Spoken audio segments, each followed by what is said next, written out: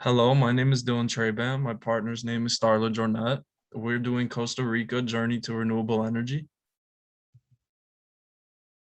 To start, I'm going to tell you the geographics of Costa Rica. Costa Rica is located between Nicaragua and Panama. It has a climate of a tropical rainforest and has a population of about 5 million people. Costa Rica has three main mountain ranges, the Costa, the Central, and the Talamanca, and over 25% of the land area is protected by national parks. Wait, did you start it? So, because of these mountain ranges, there are multiple volcanoes on them. There are about 130 dormant volcanoes, and with six of them being active. The most notable is the Arenal, that has been the most active. The Turrialba is been has been the most recent eruption, with it being in 2020.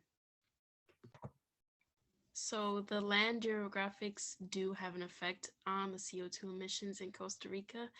Um, so the volcanoes do emit CO2 emissions when they erupt, causing a thing called flaring. Um, but a good thing about Costa Rica is that it has a tropical rainforest, which means that the CO2 is being absorbed by the plants for photosynthesis, and it just that's a good benefit of having a bunch of plants. So this graph is CO2 emissions by fuel type for the world. As you know, most CO2 emissions come from human activities, which is the gas, oil, and coal section. We wanted to share this graph to show that flaring is another contributor to CO2 emissions, but for Costa Rica, flaring has a larger part in overall emissions due to its unique land geography. So when the land has an effect on the CO2 emissions, the CO2 emissions and climate change increasing also has an effect on the land. Um, so because of climate change, there's increased rainstorms in the summer and unpredictable weather. Because of the mountain ranges, there's lots of rainwater runoff into the villages. And because they don't have a great water management system, there's a lot of flooding in the area. So, according to Earth.org, in the 1940s, about 75% of Costa Rica's land was covered in forests. But then in the 1980s, that was reduced to a half, or a third. Like, it was really reduced. So, not that much land was covered in forests. But then in the 1990s, they passed a law to make deforestation illegal without their permission.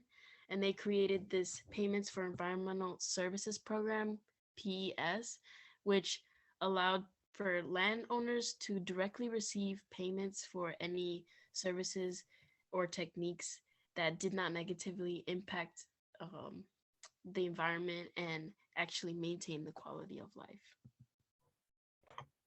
Due to this deforestation, the Costa Rican economy was dwindling. The president, Carlos Alvarado, vowed to bring back tourism and environmental investment and upkeep. Since 2014, 95 to 98% of the country's electricity has come from renewable sources. And since 2010, Costa Rica has invested over 1.9 billion USD on clean energy investment. This is because Costa Rica knows the potential of the renewable energy. It has the capability to supply almost all of their sectors with clean energy, and they have reversed deforestation by about 60% in 2020. This graph shows energy distribution for electricity in Costa Rica. The graph on the left shows it for 2016, and the data on the right shows the data in 2018. The difference you can see is the wind percentage has gone up from about 10% to 16% in the 2 years. Costa Rica is constantly investing on new renewable energies. Because Costa Rica is surrounded by two large bodies of water, most of their power is hydro, along with the wind and geothermal. So, like Dylan just said in the last slide, that was a makeup of energy sources for electricity.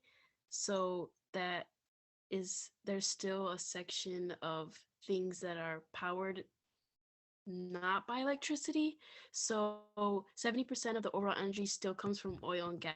gas to make up for anything that isn't run by electricity.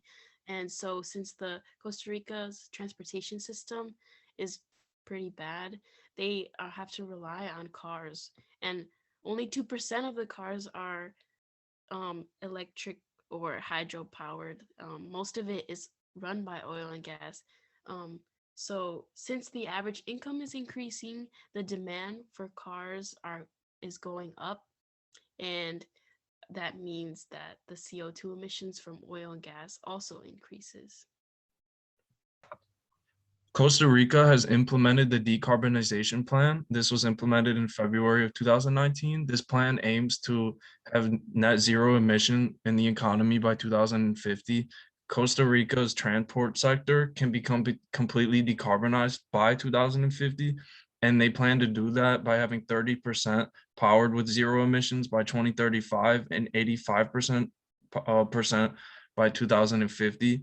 And this information is all pulled from the World Future Council. So in conclusion, we learned that Costa Rica is a sustainability global leader.